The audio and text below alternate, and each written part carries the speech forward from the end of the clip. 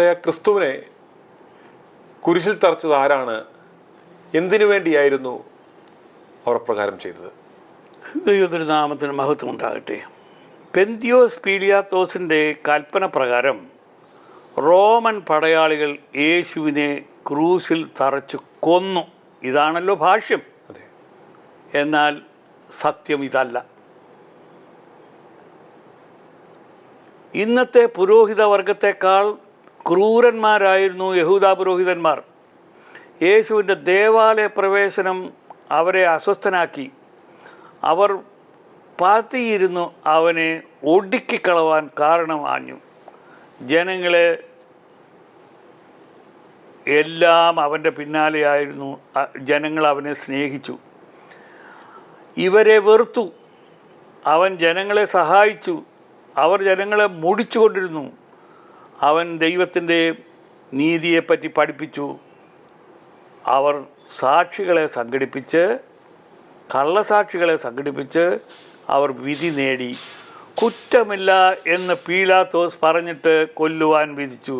എന്നാൽ ഇതുമല്ല സത്യം.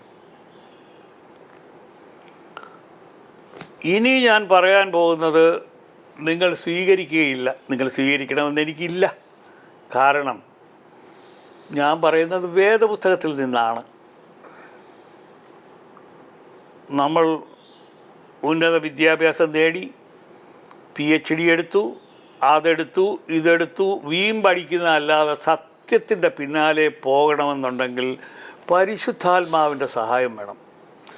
ഞാൻ ആദ്യത്തെ ദിവസം വന്നപ്പോൾ തൊട്ടേ ഞാൻ നിങ്ങളോട് പറഞ്ഞു, വേദപുസ്തകത്തിനകത്ത് ഒരു ബിൽറ്റിൻ തിയോളജിക്കൽ പ്രൊഫസർ ഉണ്ട്.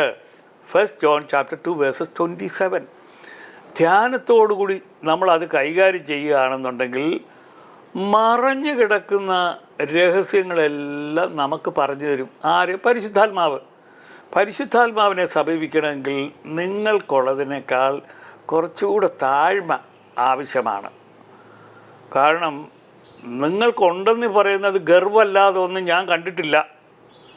താഴ്മയും വിനയവും ഉള്ള ആൾക്കാർ പരിശുദ്ധാത്മാവിൻ്റെ അടുക്കൽ പോയിരുന്ന് ധ്യാനിക്കുകയാണെങ്കിൽ അവിടുന്ന് പഠിപ്പിച്ചു തരും. അങ്ങനെ പഠിച്ച ഒരു കാര്യമാണ് ഞാനിപ്പോൾ നിങ്ങളോട് പറയുന്നത്. 2 മരണഭാഷ്യം ഞാൻ പറഞ്ഞു, അത് രണ്ടുമല്ല സത്യം. സത്യം ഞാനിപ്പോൾ പറയാൻ പോകുന്നതാകുന്നു.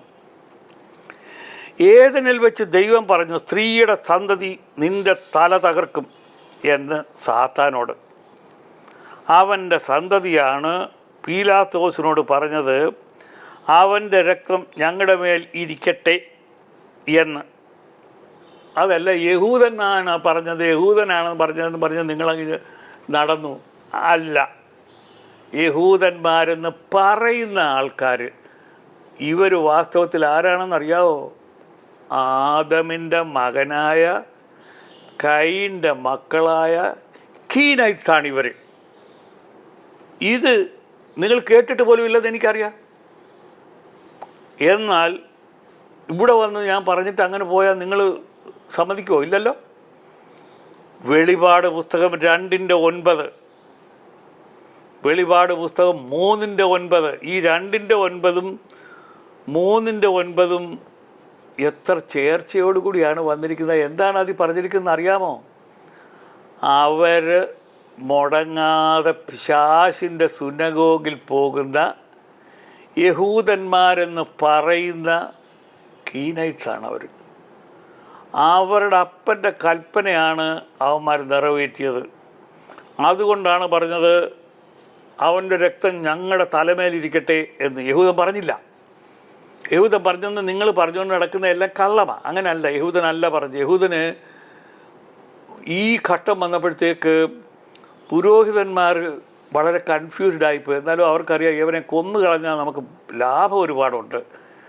പക്ഷേ യഹൂദന്മാരെന്ന് പറഞ്ഞ വേറെയുള്ള ആൾക്കാരുണ്ടല്ലോ, അവരെല്ലാം സ്റ്റണ്ടായിപ്പോയി. അയ്യോ ദൈവമേ, ഇത്ര നീതിമാനായ ഈ മനുഷ്യനെ ഇവരിങ്ങനെയാണോ കൊല്ലുന്നത്? എന്തുകൊണ്ട് ഇദ്ദേഹത്തിന് രക്ഷ പ്രാപിച്ചുകൂടാ? ഇദ്ദേഹം എന്തെല്ലാം അത്ഭുതങ്ങൾ കാണിച്ചു, ഇത് നിസ്സാരമില്ലയോ? മരിച്ചവനെ ഉയർപ്പിച്ചവനെ നീ എന്തുകൊണ്ട് വെളിയിൽ വരുന്നില്ല എന്ന് അവരും ആഗ്രഹിച്ചു. വാസ്തവത്തിൽ എന്താണ് സംഭവിച്ചത്?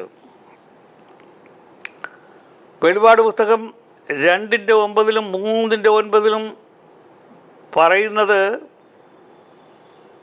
തിയോളജിക്കൽ യൂണിവേഴ്സിറ്റിയിൽ പോയാൽ കിട്ടത്തില്ല. അത് പരിശുദ്ധാത്മാവിൻ്റെ യൂണിവേഴ്സിറ്റി പോയെങ്കിലേ നിങ്ങൾക്ക് പഠിക്കാനൊക്കത്തുള്ളൂ. നിങ്ങളെ പഠിപ്പിച്ചത് ഭോഷന്മാരാണ്. പരിശുദ്ധാത്മാവാണ് കൈൻ്റെ മക്കൾ, കീനൈറ്റ്സ് അവരാകുന്നു എന്ന് നമ്മളെ പഠിപ്പിക്കേണ്ടത്. യേശുവിനെ കൊന്നത് അവരത്രേ, സാത്താൻ്റെ സ്വന്തം പുത്രന്മാർ.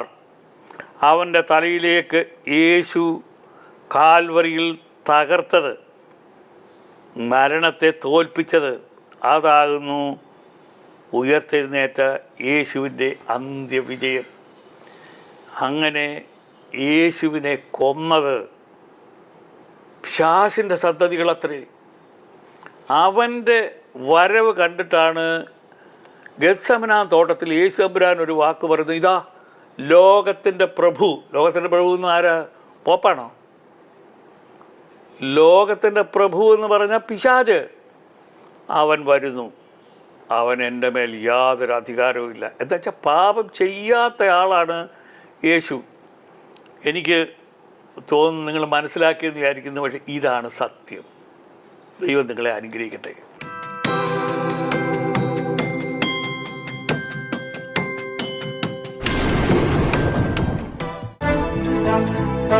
i2i News, an eye for truth. i2i News subscribe ചെയ്തിട്ടില്ലാത്തവർ ഇപ്പോൾ തന്നെ സബ്സ്ക്രൈബ് ചെയ്യുക. നോട്ടിഫിക്കേഷൻ ലഭിക്കുവാൻ ബെൽ ബട്ടണും അമർത്തുക.